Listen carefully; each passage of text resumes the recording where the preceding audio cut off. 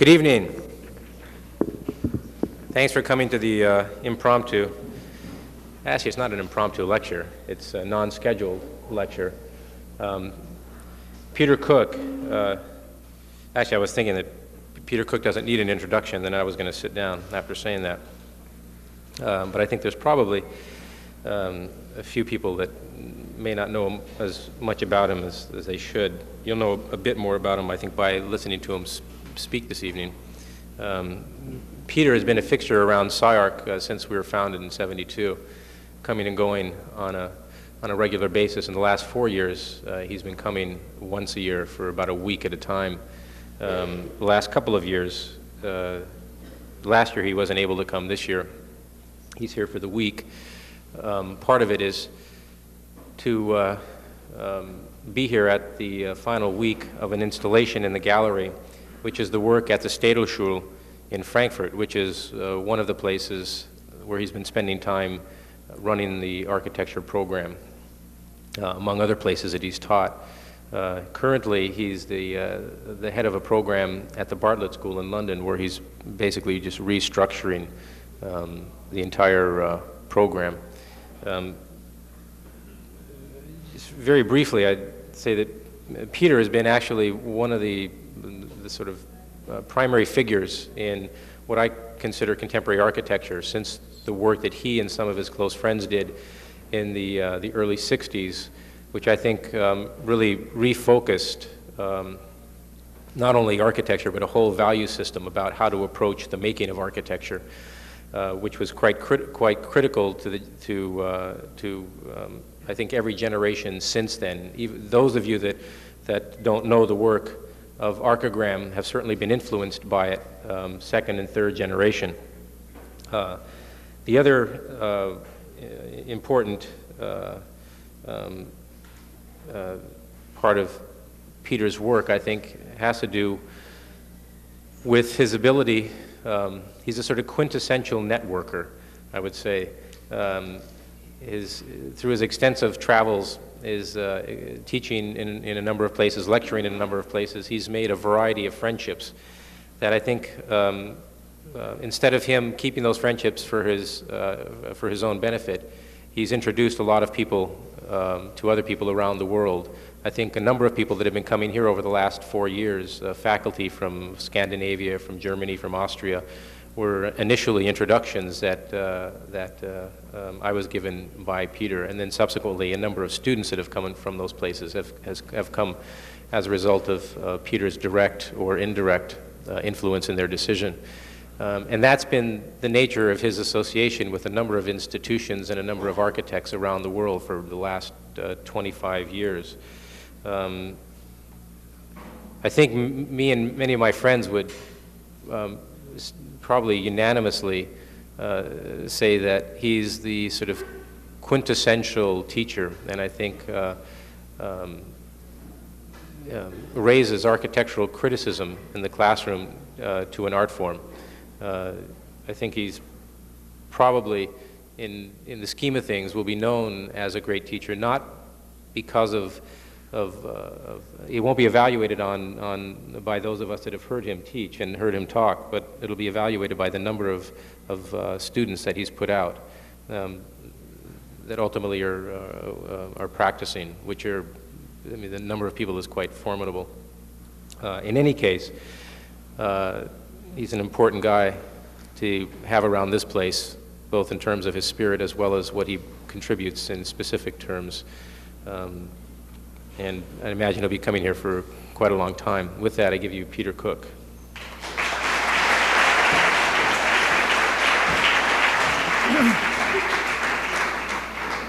It's a very lovable introduction. I hope it's accurate. And here I am. Some of you may have heard me before, and if there is the odd thing that you've seen before, I hope you still enjoy it. Tonight I want to talk around a kind of subject, rather than to talk around a series of projects per se. And so the lecture will include my own work and that which I do together with Christine Hawley, but also a lot of other people's work. And I'll try, and if I can remember who's done what, to mention such things as I go along, because though I'm not a very good, I don't have a very good memory for names, I can usually approximate them. But tonight's lecture is on a subject which is really a kind of approach. I think that architecture is very often in the sort of love-hate relationship of such things, very often discussed in terms of this broad approach or that broad approach or this kind of aesthetic or that kind of aesthetic, or the things that we believe in and the things that they believe in, and what they believe is not what we believe in, all that kind of stuff. Whereas I think that there are other issues which are slightly less tangible and which might span across a whole range of work, which are, by implication, a questioning of the normal procedures of architecture, which are sort of bees in the bonnet, but they're bees buzzing somewhere behind, and you think, my God, that's to do with that, isn't it? And this thing of looking through is, I suppose, starts off by being about apertures, but very rapidly moves to being about something else. Now then there'll be a point about 2/3 or 3/4 of the way through the lecture where I stick on a couple of red slides and say, by the way, there's some more stuff I want to show you that I hadn't done when I was here before. It doesn't really come within the general categories, so here it is anyway. And I have to admit that some ex-student of mine called Dagmar Richter, who you may know, who teaches up the road at another place, 3 miles away on a hill in a campus, who's asked me to talk this week as well. So there I'm giving a related lecture called Looking Through, which will probably also include 2 red slides and some stuff that's nothing to do with called Walking Through. And I suppose looking through and walking through are related. Let's see. Here's some kind of local stuff, I believe. These slides, of course, attract fantastic interest if you show them in places other than Los Angeles. I'm sure you're all sort of pissed off with them. And what does one say if the author of one of them is sitting in the front row? I think, though, that what I want to talk about are the apertures involved. And actually, these slides, when I first did this lecture at my now home school of the Bartlett, and the one that is to be given up the hill, or a version of these lectures, the one down the hill at the Bartlett, the other one up the hill at the AA, these slides were of great interest, and I had to explain that they were done by various Los Angeles architects. They're both pieces of history. I think that's the important thing. I'm not only showing some of my own work this evening that is new, and some which is like looking at historical work by somebody else, but here we are with history. I think in the early days of Morphosis, it seemed to be important to them to draw attention to the condition of looking through, to the symbolism of dividing up the territory through which one looked, marking it, perhaps playing with its dimension, the dimension of that which you look through, and the intervention of that which you look through. And then Uncle Frank round the corner doing something which is absolutely tantalizing, not just architectural students and the general spotters with their cameras, but anybody who might be passing by in that part of Santa Monica, to take a peek through. We once did an experiment many, many years ago. It was actually Mike Webb's idea, that in this exhibition in the centre of London, we completely cocooned the room. We then put a very, very large periscope made of ventilation trunking, so that the people coming in could look at this thing, and they saw the view of the end of the street, and they were at some point queuing to look at this extremely banal view of a London street with buses going up and down it, which they had just been in. So it calls attention to this question of the business of looking. Architects, after all, are extremely arrogant, and they create circumstances to prevent people from doing things. You know, I'm prevented from walking in this direction by this extremely convenient wall, which, by the way, those of you with long memories of SCI-Arc will remember didn't used to exist And giving lectures in this space was absolute sheer hell, because there were all sorts of things that were supposed to be to do with, you know, the flip-flop world of archigram and other things, which made it an impossible space in which to lecture. Now we have obstructions. We have white walls which can take neat drawings, well-placed pins, and you can't look through, nor can you walk through. So that, you know, it is part and parcel of our art form that we create by creating preventatives, and then create further by creating means by which to specially condition the ways through those preventatives. And that's sort of what I suppose I'm talking about. I'm fascinated by looking through. In Frankfurt, or related to the school, we have created a gallery called Fenster, the word for the German for window. And the Fenster is the window. It's a tiny, tiny space dominated by this large window. And the notion being, and I think it follows through, that half the people, if anybody looks at architectural drawings in Frankfurt at all, other than in the Architecture Museum, it's a very formal place where you actually pass through, sort of doing up your button as you go in the door. But here, you don't have to get involved that much. You just look in. There's the window. There's the exhibition. What more do you want? So looking through, we called attention to this issue of looking through. But in an old slide on the right-hand side there, taken from a marvelous book called Glass in Architecture, or Das Glasarchitektur, I think. It shows that already in about 1927, this preoccupation with looking or not looking, and I think that to me, creating apertures which you can't quite look through, this tantalizing thing of playing the double game, of enclosing, of preventing, and then it's a sort of, come on, try and see. This favorite, and I noticed just looking around Santa Monica now, not having been here for 2 years, a tremendous popularity in middle-ranking architects of the glass brick. We're all lovers of the glass brick, the ultimate come on. It doesn't have that look no hands aspect of plate glass, and it doesn't have that kind of restrictiveness of the wall. It's this sort of this come on material. Two examples of the preoccupation of looking through. The one on the right by Itsuka Hasegawa in the Shonendai Cultural Center, which I find probably the most exciting building I've seen in the last 5 years, or certainly one. And I'm sure that, I will show two more examples of her work, because I think this fascination with the eye with the deliberate eyelid, it also looks onto an extremely banal parking lot. I think it's very nice to have incredibly low-key places, side of Woolworths, the parking lot, etc., etc. And then this extraordinary winking architecture. There's also the function, by the way, of the mesh at the lower level is to hide the bicycle sheds. And at last, we ourselves building, on the left, the whole business of looking through from the apartments into a public place. And if you look far enough, on the other side of the street, the majestic work of Matthias Ungers. So there's something to look at. Hasegawa has played with this business of calling attention to where you look through, and then dangling things around it so that it's more than an eyelid. It's something of a kind of, rather like a hairy sheepdog, that the dog peers out from within the hair.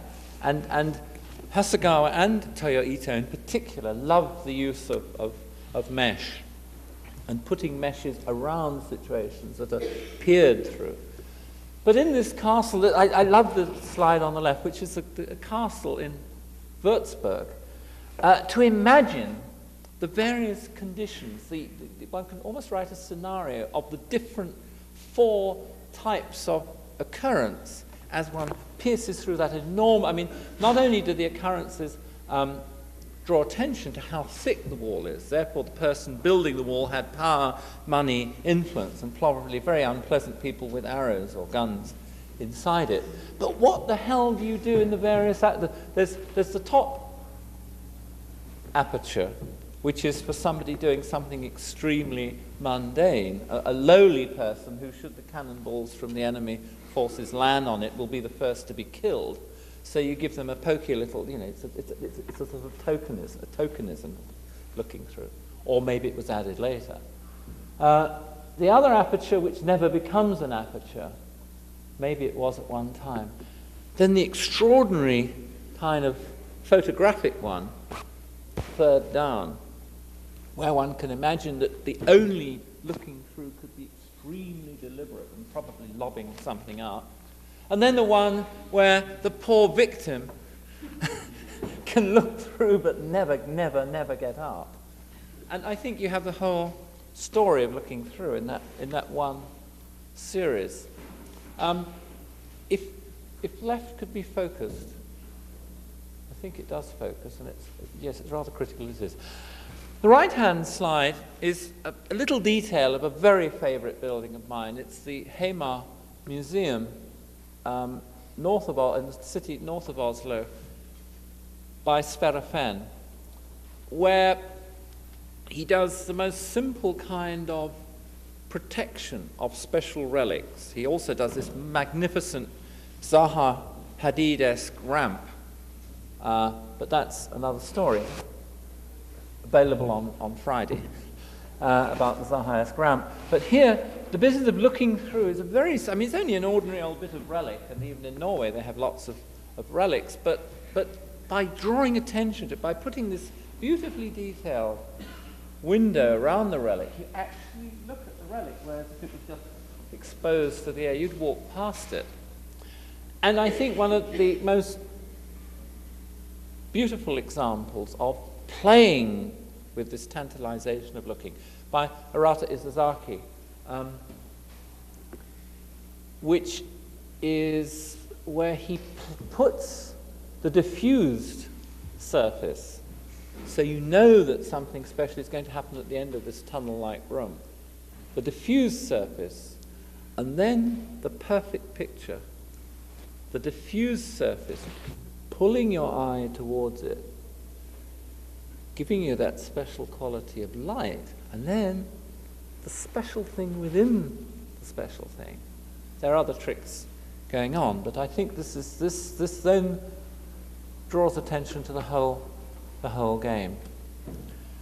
Or the question of obstruction, that the obstruction is merely a kind of perhaps almost a graphical thing that can occur either in stained glass, Johannes Schreiter example, or a Guimard door, where you can, of course, see the other side of the street. And should you wish to have as banal a mind as simply to look through an opening to the other side of the street, that's fair enough. But let us interfere with that look. Let us interfere to such a degree that the architectural event is the interference. By this time, I think you'll be clear that my interest is in sometimes the ambiguity of certain conditions. This is a project which I'm sure I've shown here before on another occasion. It's by now a fairly old project, again for Oslo, where I was inspired by the lanterns that are used in Northern Europe in 20th century architecture, these big lanterns. And then the analogy between the lantern and an old English tradition, which is of the bay window. And then, in fact, in the building it goes from lantern, scale lantern, to bay window, to apartment-size lantern, and finally the whole thing. But that this question of the object through which one looks, and then places one's light and looks, was clearly in the back of my mind. I think that the looking through aspect of it occurs to me now, some years later, as more important than necessarily the lighting aspect for it. That I've, in my mind, slowly moved from enjoying the nighttime view, as I did when I first did the project, to now looking at the daytime view, realizing that this business of the orifice as a kind of bubble is a very interesting issue. That you don't just say, let's make a hole in the wall and glaze it, but let's make a hole in the wall and almost encourage one to burst out of it, and then freeze, and hold the person back. But there's another hole. In a way, that's all very nice and all about windows and apertures and openings and so forth. But perhaps it's a little bit too simple. I think there's another whole issue about looking and looking through with conditions of interference that surely the Japanese understand.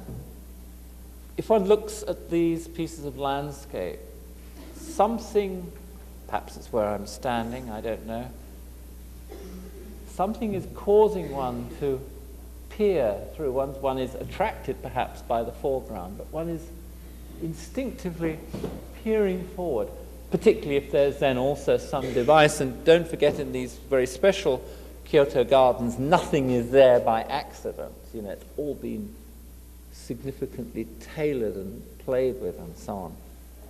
One's being seduced forward into the somewhere. In other conditions, of course, there is a special object which one peers through. One is peering through to something. One's peering through, and there are tantalizations on the way, and representations and tantalizations. But then one is peering, ultimately, in the case on the left, to the mountaintop. And I think there are, as you start to look and look and look at the slides, you find there are very particular conditions, a special bush which, again, one knows from experts on this, it's not just sticking out there by accident, it is actually a marker in a process of using and walking through this piece of garden. Or one uses the built form to act as the tantalization through. And the near obliteration or the interference is a progressive process. Of course, the English landscape gardeners, as well as the Japanese, understood this very well. And this question of the ambiguous object that is never quite explicit then comes into play. In Turner's paintings, we are peering and perhaps glorifying, perhaps adding in our own minds more than there is actually there. If you were to see the thing full frontal, if you were just to see that church, or maybe it's one of those posh Scottish academies in Edinburgh, who knows? If you were to see it in all its detail, its crockets and its pinnacles, and so you say, oh yes, that's so-and-so's church. But to have a hint of it, you start making it in your mind sometimes into better architecture than it actually is. More so here, this is in Edinburgh. This is a photograph, of course, of Edinburgh with the castle, and everybody who goes to Edinburgh knows more or less what the castle looks like. But to see it in this series of misted layers immediately becomes, I think, more special. You have the final, ultimate object sitting up on a little piece of mountain there. You have the middle distance special object, and then in fuller profile, the special object in the foreground. Of course, as you get with smog in Los Angeles, you start to get these things that you're not quite sure whether they're the one you recognize from yesterday. And when the smog actually clears, you say, oh yeah.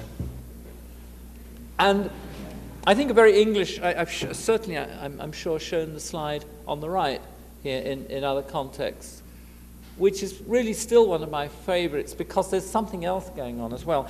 The piece that is in the foreground of this English garden is extremely explicit, but is also sort of almost banal in the sense that it is man playing around with nature, man cutting nature into a rectilinear form and saying, you know, it may have started off life as a bush, but it's bloody well going to be a piece of architecture. In the middle ground, hinted at, but still visible, are the trees that are sort of, they're trees, but they're very neat and even shaped trees and predictable trees. But in the background, really deep into the mist, who knows? They might even be much more marvelous trees. They look as if they could even be wild. And it's thrown back to your imagination.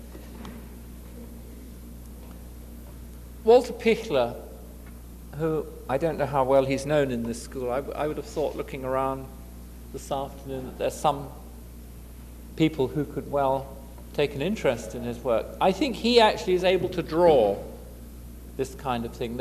There occur in many of his drawings pieces of the drawing which are hinting at one or two or three things simultaneously, perhaps the sort of religious memory, the cutting of flesh, the bearing of the bone, the cross, the dagger, the sword, and then if you look at his pieces of sculpture where there are mixtures of bone and metal and wood locked into each other. But here the drawing is almost better than the sculpted pieces because it can be more ambiguous, and his graphic ability is such that he can just shimmer something across the paper that you keep looking at it and reading into a sort of mysterious mist. On another level, I like slides of things that are not the slides you usually expect to see. This is that, in fact, famous, the name of which escapes me, but the Sharoon house, which looks sort of a bit like a grand piano on plan, that you usually see in the external photograph with it sort of doing like that on the balcony.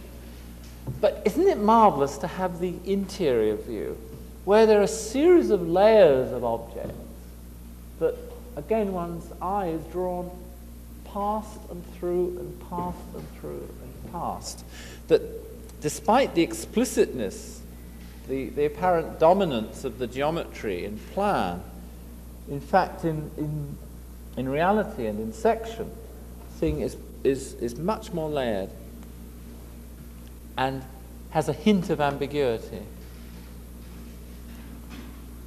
Ourselves, to report also something that we built earlier this year, rather last year, in Osaka, one of the follies, we were actually preoccupied as well with the business of looking through. When we got the site plan of our particular folly, Christine and I said, okay, well, the thing that people will be doing at this precise point as they walk round in relation to the main entrance is they'll be starting to get tired and starting to get bored with all the sort of things that are laid in front of them full frontally. Our location is also hard by the lake. Let's do something with the lake. Let's make them stop for a moment and look at the lake. And what is the lake about? It's about water. Let's do something with the water of the lake. And let's do it slightly as a decoy thing. So what we decided upon was a kind of very quiet, flat mask. And the mask erupts every 2 minutes. There's an eruption, there's a great splash, and water pours out of it. And the notion is that people will then say, Christ, what's that? Come in and find out. And they come in and they're drawn in to the back part where the water is falling over them rather like a car wash. And they walk along with this view of the lake and turn and view the lake through a deliberately diffused condition. So they're looking through the substance. It was the substance that was flat, that was splashing. And in fact, the organization of the thing is such that then the water that's falling over them and creating this sort of diffused painting, as it were, of the lake is then being collected until it collects for a 2-minute splash. Encourages some more people to come in. So it's merely a machine for looking and splashing. And what we do behind the mask is a very formal thing, and then the rest of the body of the structure is simply tailored around the necessary path of that thing. So it's a completely sort of dégagé shape. It's just whatever you need to wrap the thing with. It's a piece of theatrical painting, or at least that was its intention. My favorite vision of architecture as an adolescent was this picture of the Paradise Restaurant of the Stockholm exhibition by Gunnar Asplund, which I could have never seen because it was pulled down before I was born, and I think they only ever made as far as I know, black and white photographs of it. You get this distorted view from the photograph. Maybe the actual object was more straightforward, but what I enjoyed then and still enjoy now is its curious non-architectural quality, its diffused quality, its quality of floating, and the fact, the business of looking through it, never quite being sure what it is that you're looking through. Eventually the sky is there somewhere beyond, the interference. And when we started to play with the Shadow House project, I'm sure that this image was somewhere in one's mind of interfering, and eventually the light is through. But the interference is a series of sometimes more and sometimes less explicit filigrees of object. In Darmstadt, there is the Mathildenhöhe, and in front of it, this series of trees. What I enjoy about the series of trees is the mathematic order of the trees. The mathematic order, they are precisely X number of meters apart, and very ordered. But only the trunks are ordered, because then the trees take off and become very idiosyncratic. But looking through them, even in the winter or in the summer or autumn, there is this heroic object. As you look through, there is the hint of originality and perfection. And I'm sure that this is not just a plan, form, useful organization of the major object, the minor objects. I think it's actually also to do with a deliberate build-up, rather than just leaving the tower in the middle of space and saying, there's the tower, isn't it nice? The thing from this direction, anyhow, of approaching it and viewing it through a series of conditions of obstruction is very important. So here we are back in the Shadow House. Of course, in order to build up these sorts of things, not only can you not leave it to total chance, it's not just a question of scattering, but it's also a question of playing off the armatures of the architecture against the viewpoints, or shall we say through the viewpoints. The viewpoints can occur with the interference and the presence of the armatures at the same time. In the Shadow House, that is the name of the game. There is, of course, the axial view through, but immediately, even the axial view never gives you a full frontal presentation of the thing. There are always things hinted at, shadowed of, almost available but not quite. And then as soon as you move off the axis, it becomes even, to totally read the scheme of things becomes quite deliberately difficult, which is a kind of visual technique, I suppose, has recurred in a number of projects. It recurred in the series that I did on Berlin a couple of years ago. But if I go way back into the archigram period of my work, I find that there's constantly this interest in presenting certain things in the foreground and then layering back, creating frames and tantalizing through. And so one began to think some weeks ago that this was obviously a preoccupation. You get it even in really quite overt buildings, in really quite strong, apparently tough presences, particularly where there's an inventive engineering condition, that you get this tantalization to the light through the structure. Back to Itsuko Hasegawa, two different projects of hers, both of which are to do with presenting the architecture through filters, through simple meshes on the case on the left, through combinations of meshes and glazing and glazed objects dangled into space in the Shonendai Center. And again, a local example, which we were actually sitting underneath that 2 days ago, doing nothing but looking through. And I'm sure that this is an important issue to my friend in the front row. Otherwise, he couldn't do that thing.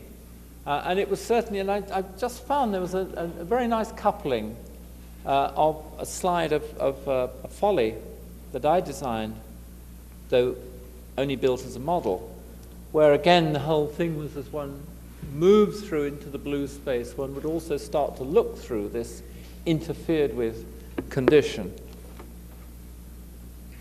But the old landscape architects and their friends knew about this sort of thing. They would even go to greater lengths than I suspect either Michael or I would at this moment. They would present combinations of condition from the real to the unreal. Here is a favorite of mine, it's Schwetzingen in Germany, where one is interested at the same time in the meshing, in the creation of meshes around space, which one can peer through.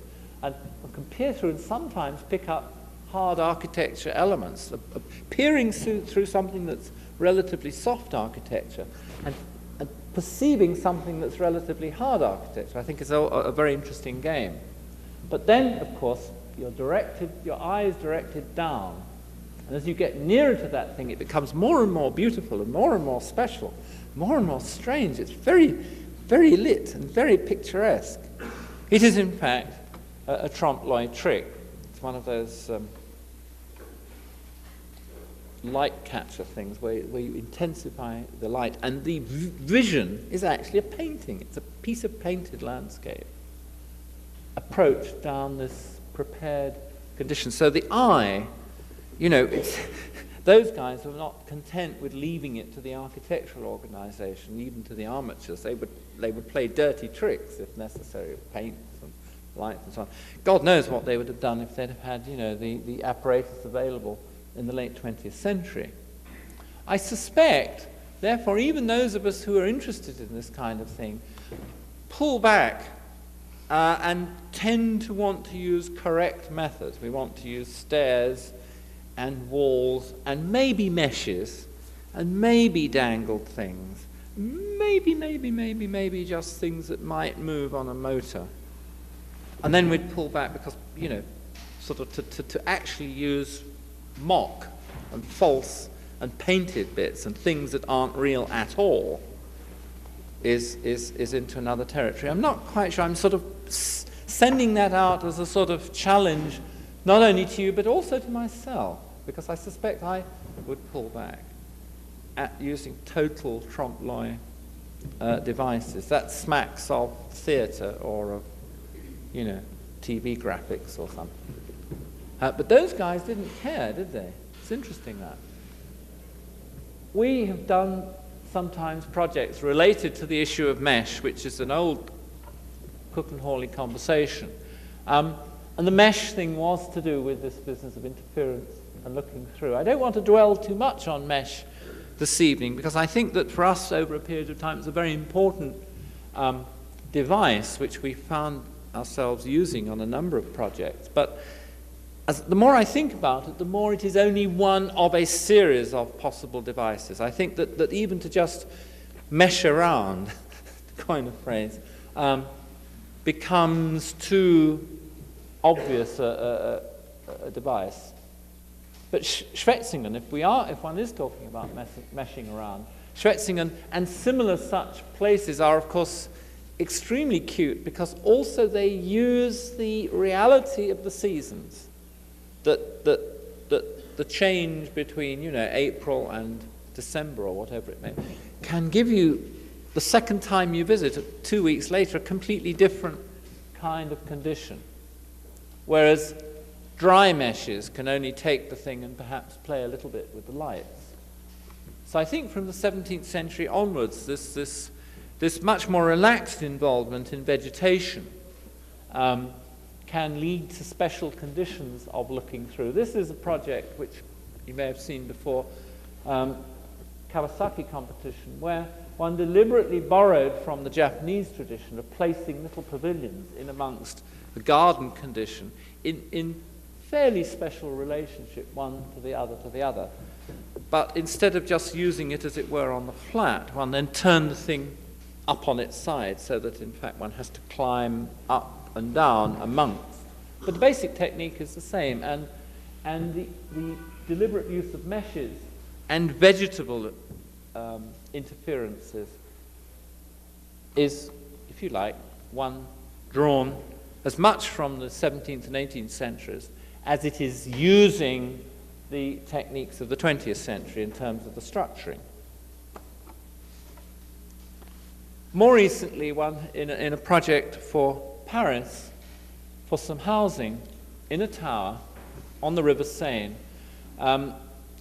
designed with the help of Peter Rice, the engineer. The cocoon contains the 5 rotational blocks of apartments. And there's a whole game about, being able to tune the apartment. It's not meant to be whizzing round like a revolving restaurant. It's meant to be tunable. If you don't like the neighbor on the left, you can turn a little bit and face the neighbor on the right. If you find the Montparnasse rather boring this week, you can turn and face Boulevard Saint-Germain. Things like that. If you want to get the dog barking at the other neighbor, you can turn the dog kennel. That kind of thinking, which is sort of throwback to archigram, but it's not quite as frantic. But there's also another game going on in the scheme, which is the little red bits are outhouses. They're sort of garden sheds in amongst the bushes, so that if you get really cheesed off with the rest of the family, in the old English tradition of the use of the garden shed, you just go off and say, well, I've got to plant some herbs, or I've got to write my book or something, and you potter off into a rather dégagé hut. I'm not sure how the French would react to the idea of having these gardens up in central Paris, or the idea of the garden shed. I could imagine there could be a French use of the garden shed. But the other thing going on is the business of looking through. You're looking through not only 2 layers of skin, with all the conversations that have already come up this evening, but also looking through the gardens, and the notion of possibly looking through at the 38th floor, through the garden, to certain selected views of downtown Paris, I think might be, to use an appropriate word for the city, quite charming. In central Germany again, in Karlsruhe, this tradition has been used in a special place in Karlsruhe called the Orangery, which has this large, it's at the side of that rather cardboardy castle that they have there. Everybody photographs the castle, which I find rather as predictable as a wedding cake. But around it are these marvelous things, such as the Orangery, which I guess a 19th century device is, where not only did they build rooms in walls, in fact the room in the wall here is a very, very long restaurant, but then leaning onto it this curious armature, which nobody seems to know whether it was actually built to have glass in it and the glass went, or whether it actually was built as it now is with the vegetation creeping up it. And so you get a room outside a room, you get a soft architecture outside the hard architecture. You can walk along and sit inside the hard architecture, or you can be in the enclosure that really isn't an enclosure.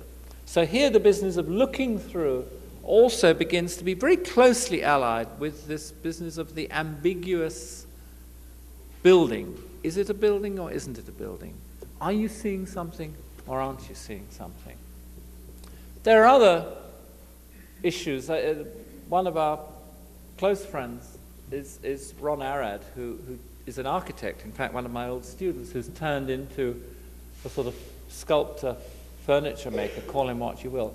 Many of his very special objects are those which, they don't have hard surfaces, they have this strange sort of butterfly wing-like character.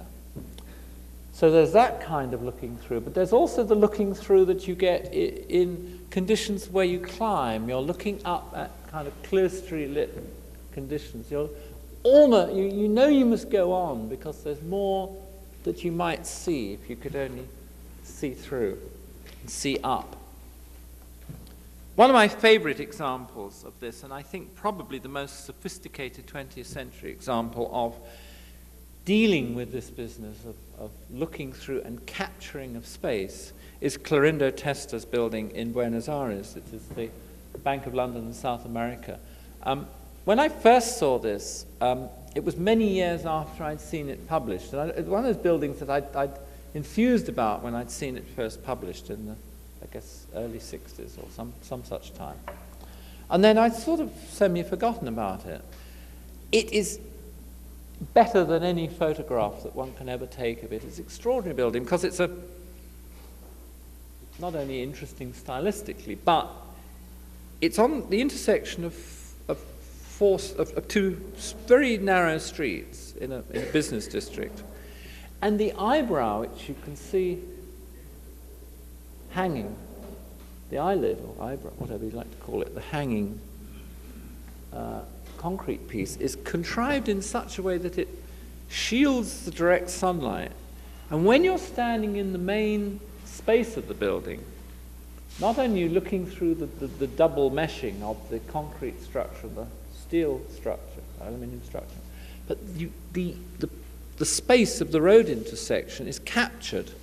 So you actually are reading the walls of the other buildings on the other side of the streets as the walls of your room. It's a most extraordinary experience. It's quite unique.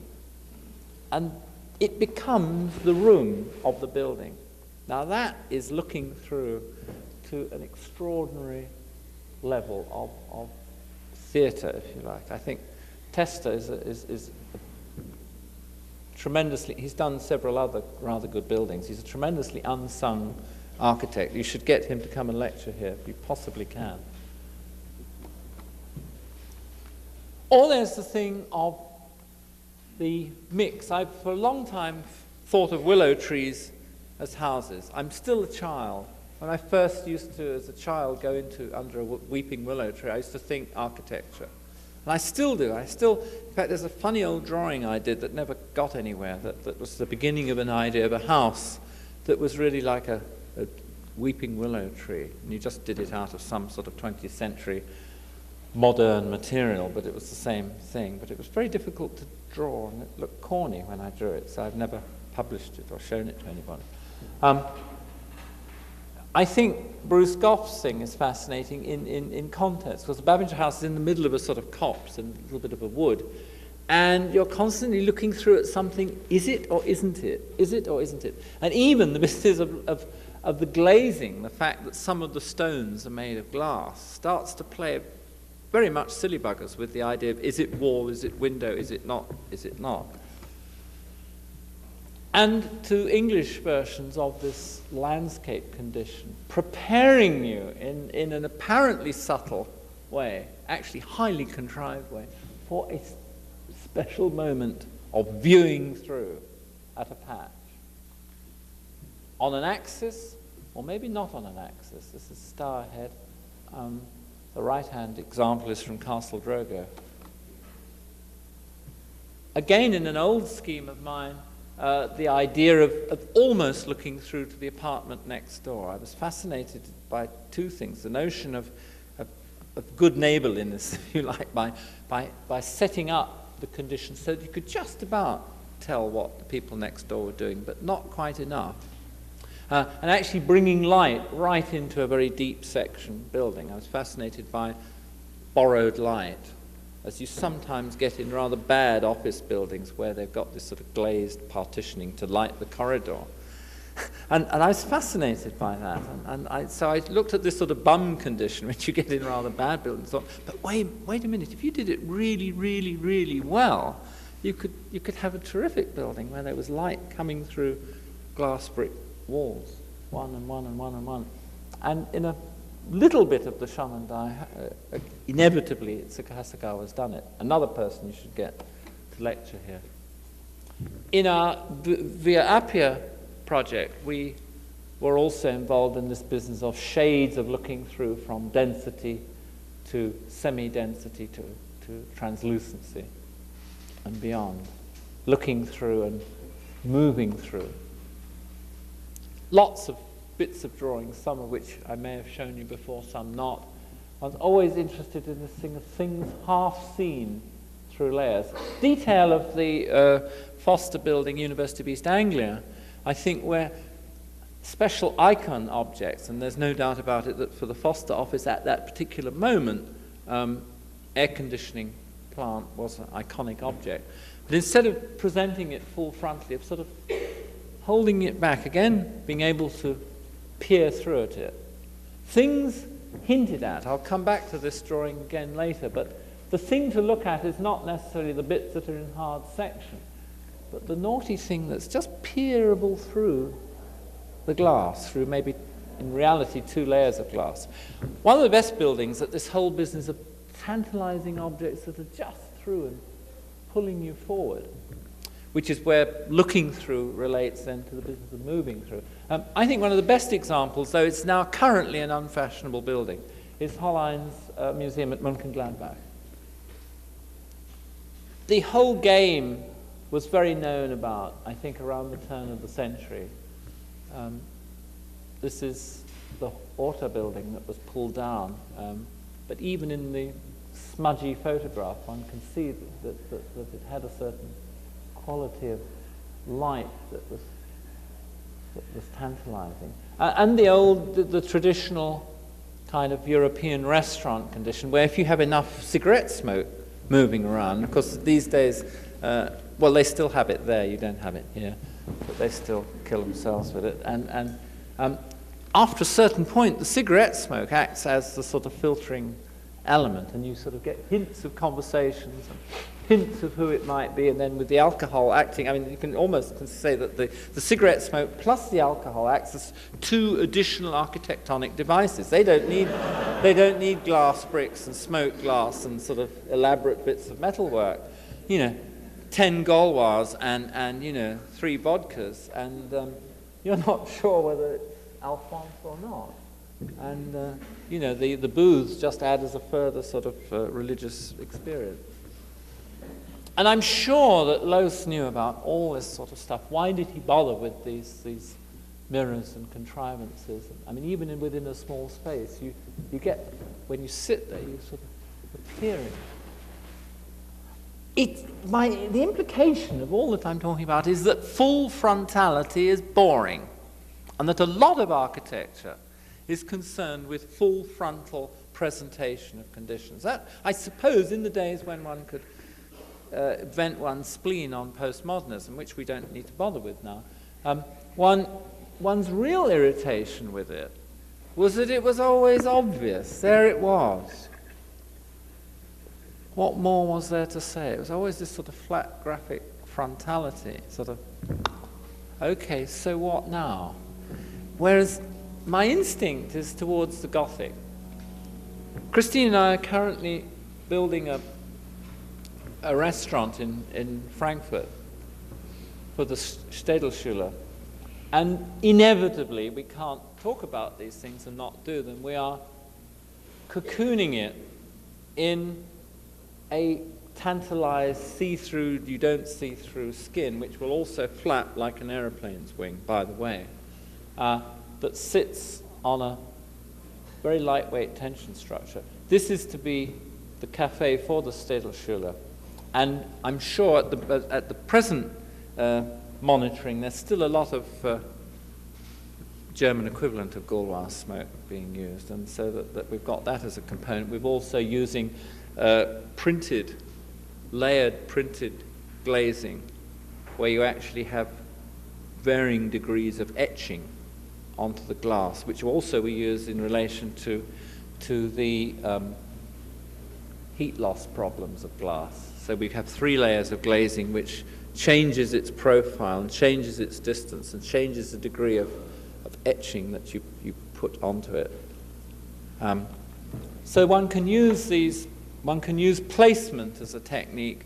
One can nowadays, with very sophisticated games that you can play with normal materials, you can play the fact that glass is no longer sheer or just opaque. It can actually move from being dense to less dense to dense, and then at some imperceptible moment you can start seeing through it.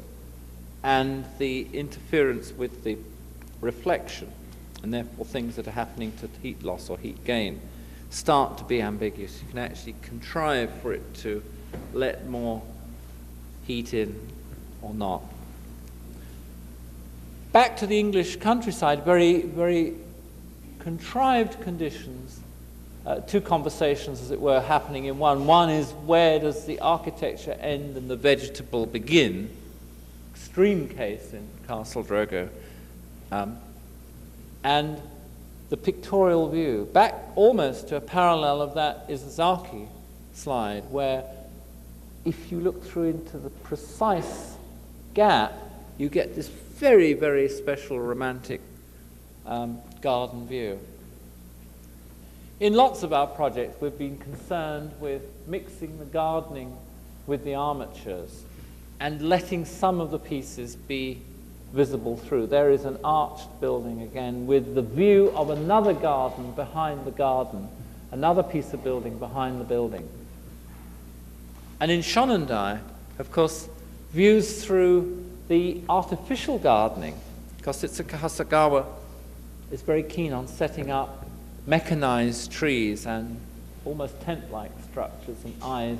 And those of you who know her architecture know that she's extremely good at dealing with lighting conditions, of setting up little pinnacles into the sky and capturing bits of light that come down. She's very much a Gothic architect, in fact. In lots of projects, we've been concerned with putting a filigree of glass and tantalizing you, suggesting what the architecture within might be, not presenting it full frontally, insisting that you would come in first and then start to discover the parts. Very much, and that's the plan of it, very much a condition used in Gothic cathedrals, where again there is not a full frontal view of the altarpiece. There's the hint of it, there's this very brightly lit condition, and the light coming up from behind the screen, and you're tantalized forward and sideways, or you sit there praying and imagining godly things that may be happening behind that screen. The degree of interference and the charm of glazing, I suppose, is a sub-conversation. There is, of course, that whole thing that one can read about, which was that 20th century architecture was concerned with the is it there, is it not there possibilities of glass and poising buildings above large pieces of glass. But I think there is this sub-conversation of saying the building is glass, but it is still not completely extant. And so in the detailing of the Trondheim project, we were using the Palm House at Kew, which after all was an 1851 building with which we were fully familiar, as a jumping off point for this sort of architecture. A section of a funny old project of mine where deliberately one wanted to avoid windows. One goes from solid ground through translucency, greater translucency, and finally transparency, and then back again. There's no point at which the demon window actually occurs. In fact, one had a funny sort of love-hate relationship with windows for a long time. One was itching to design an architecture that did not have to have a bloody hole in the thing. That the hole was the whole thing, or it wasn't. That the wall was window as well, but at no point could you quite say whether it was one or whether it was the other. Or, as in House Rooker's instance, you call attention to a piece of condition you look through by putting a minimum amount of architectural interference. You put a frame in space and say, that's enough architecture to focus you upon that special place. And one gets, of course, these alternatives of the straightforward saying, right, now you can look through, or saying, do you really look through? I think that's why, for not just all the usual reasons, but why architecture such as that of Frank Lloyd Wright moved the whole conversation on so much further. And in a sense, certain efforts of more recent architects, where we return to this banal business of cutting holes in walls, falls away again. I think that Wright got so far with buildings like this that it's a tragedy that we've sort of backtracked on it. That it is inventive and subtle at one and the same time. Finally, a bit of updating work of stuff that is not included in looking through, except the second one, which is, I think that when I was here last, I showed this project, which was for Berlin, and was called Way Out West, and this is really for the benefit of those who didn't see it before, where one was fascinated by the idea of the westness of West Berlin. Now that's all history. The irony of the thing is that the actual site that I chose, which was fascinating me, that I heard was left unbuilt upon because there was a lot of ambiguity as to whether it was really owned by the East Germans or the West Germans, and it was railway land, and the railway was run from the east and it went through the west and anyhow and all that. Now that's all released. It's a bloody useful piece of fairly centrally placed building land, and I'm sure there's already some Japanese or perhaps New York office sitting there, as many of them are in these hotels with their planning teams, that's probably got its hands on it already. So this scheme is now deep history because the context has gone. West Berlin is no longer west, and the Way Out West, where I drew an analogy between that and the idea of the Wild West, is gone. I still quite like it as architecture myself. Why shouldn't one like one's own work sometimes? And there's still bits of it that I'm fascinated in working over. The cactus that turns into that comes from being the minor piece of architecture, the incidental, which you just see a hint of through a window, into like the Day of the Triffids, taking over the whole architecture. That's a conversation, but what's left behind it is this notion of a kind of slurpy surfaced building, and you'll see in the latest drawing that I return to that. The ambiguity between a fundamental structure and sort of hairy entrails, both in plan and in detail, is something which still interests me. So I can report to you that 2 years later, and now 2.5, 3 years later than doing the drawings, I'm still fascinated with some of those issues. The cactus, I think, has done his job, and I probably won't use him again, but he's left behind him Son of Cactus, which is called sort of slurpy architecture. So look out for when I next visit you. There'll be a bit of slurperama occurring. Nothing much to do with looking through. Anticipating walking through, I don't know whether I showed this to you when I came before. I think I might have done, I can't remember, which is a project that was done together, Christine Hawley, myself, and Ron Heron. And that's an old partnership that recurs once every 3 years or so for competition projects. In this case, we took Hamburg. There are these various unfortunate cities that sitting in London, we do things for Oslo, Trondheim, Hamburg, Frankfurt, Berlin, and so on. At the moment, Berlin is the only one to have succumbed. We've actually built there. But we're always threatening. And when we sit in London, sometimes rather sort of glorifying these places. The thing that we liked about Hamburg was the actual harbor with the movement of ships. And we built, in our project, a land pier. We all know the seaside and harbors very well, and we put this landed pier that straddles both the shore of the river and the land, the inland, and used as an armature upon which to hang a series of sometimes temporary, sometimes moving object buildings, so that the moving object aspect of it is very much, again, in the archigram tradition. The pier itself, a simple, again, Peter Rice designed structure, and the various armatures straddling hills, taking on museums, building, as it were, aircraft carriers, which are actually exhibition halls. And then Berlin, which has succumbed. A long gestation period. The problem in many European places, Berlin is no exception, is that the scheme is about 5 years old by the time people move into it, from the first drawings that we made of the scheme to when people moved into it a few months ago, was 5 years.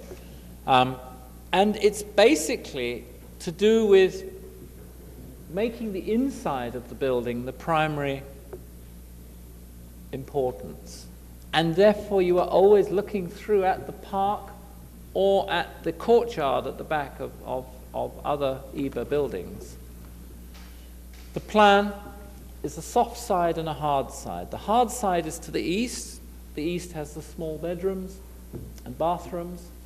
The soft side, where there are double height spaces, has the double height spaces, has the family, the park, the sun in the evening. So it's an orient. In fact, the building designed itself via the orientation. You wake up in the morning, there's the sun coming through the small window, surrounded by the rationalist buildings. Therefore, you have a rationalist opening. In the evening, the family gathers. The sun comes around, view of the park, stick the cat out in the winter garden. The winter garden tradition of Berlin, extremely useful. And what you notice in our interpretation, when we get round to it, is that the winter gardens are in fact take over the building. It's rather a funny thing that's happened. The rationalist facade, we were surrounded by more rationalist architects than ourselves. We thought, let's play their game and see what happens. But we couldn't bring ourselves to totally play it. We put a few noughties dangling over it.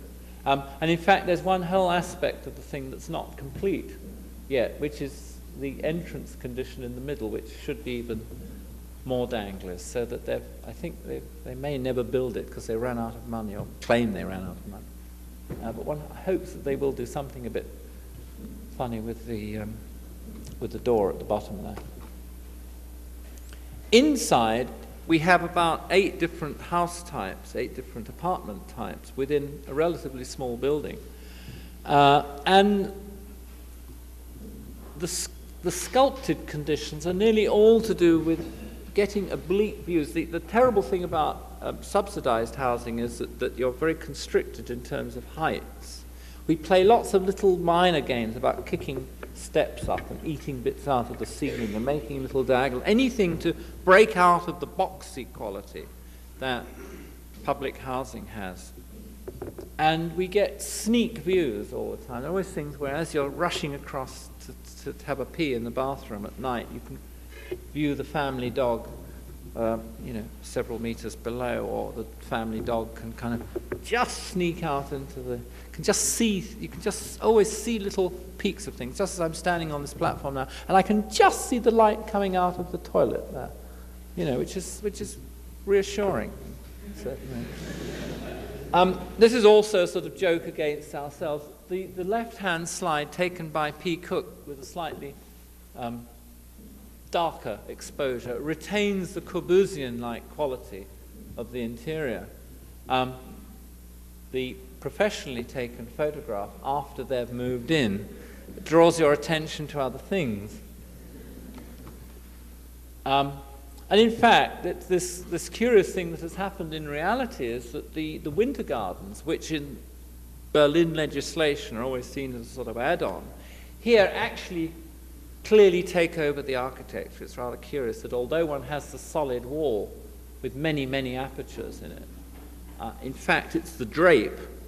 It's rather like a woman in a crinoline dress. The crinoline dress takes over the fuller figure, and the building is lurking there somewhere behind the winter gardens. We're quite pleased about that, and particularly in the bright sun, the amount of shadow and an event happening, so that again one is partly by design and partly by surprise diffusing the condition much more than we even expected.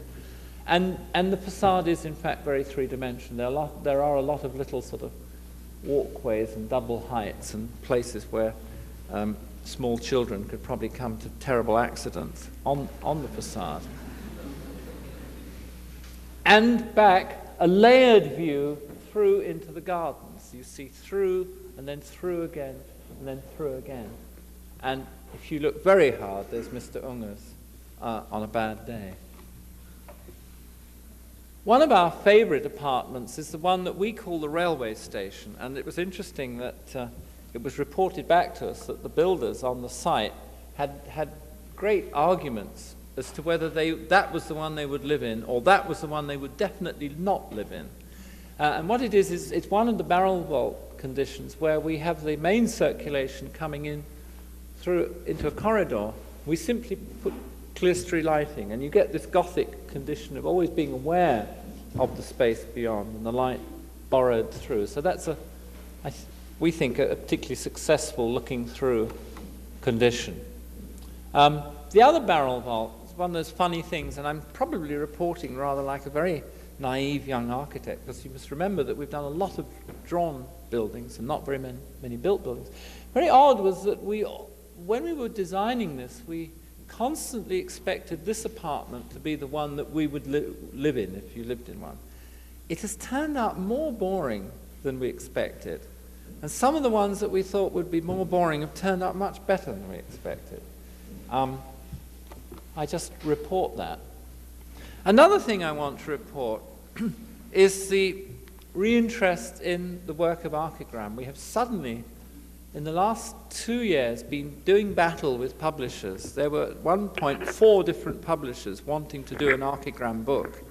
After years of nobody being seen dead reading one or holding one or even talking about one. Very interesting that, and I've just noticed looking around the walls here, particularly certain places, that there are some of the old archigram conversations back in business, and that I can also report not only from our own architecture schools but from others as well. I can report to you that the archigram, the first of the 2 archigram books that are now coming out, which is the reprinted old one, is now available in hard and soft cover in German or in English, and I guess it's in Hennessy and Ingalls this week. If not, it should be. I can arrange a signing if needed. That's nice for us because a lot of the conversations we still think have a validity. And finally, a funny scheme which was commissioned by a German magazine.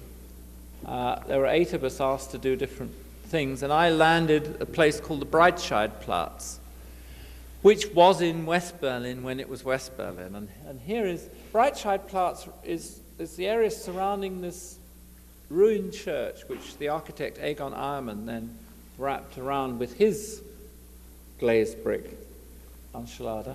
And it is surrounded by a series of sometimes rather good and sometimes rather bad pieces of 50s, 60s, 70s, and early 80s architecture, mostly slab blocks. This is actually one of the best bits of it. It's a favorite of mine, this little corner. But generally they are rather bland, slightly chunky slab blocks. The diagrams tell the story.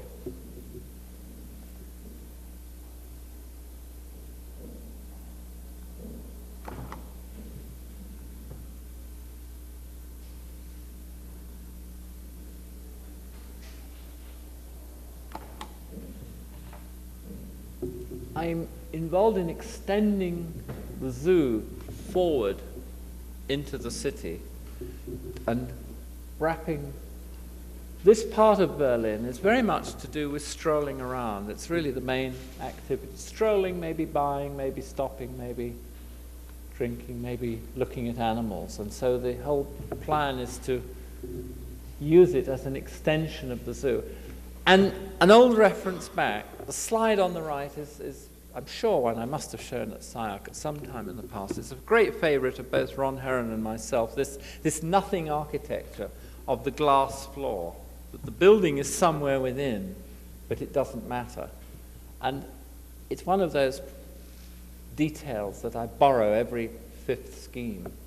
Say, let's try and do this glass floor thing. I'm determined to build it. Sooner or later, we'll do the glass fucking floor. Some guy did it in 1928 in the back end of Stuttgart. And then one winds around and whizzes off into space. This was the version for the magazine. And I've just recently drawn an extended version of it. I started going into more detail on it. Maybe the left hand focuses. Does it focus? It's gone.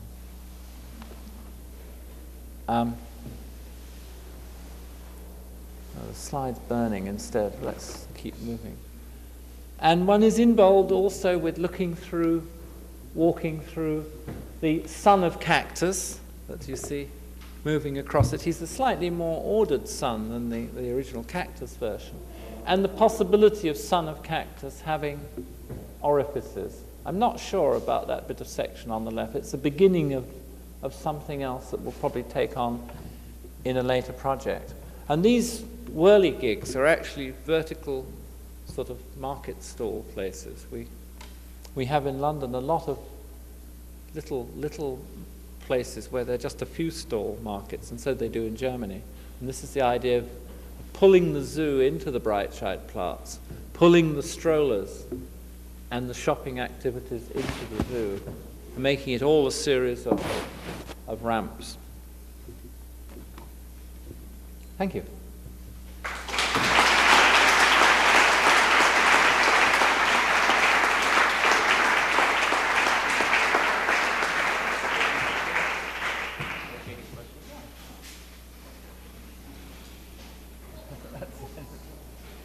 If anybody has any questions?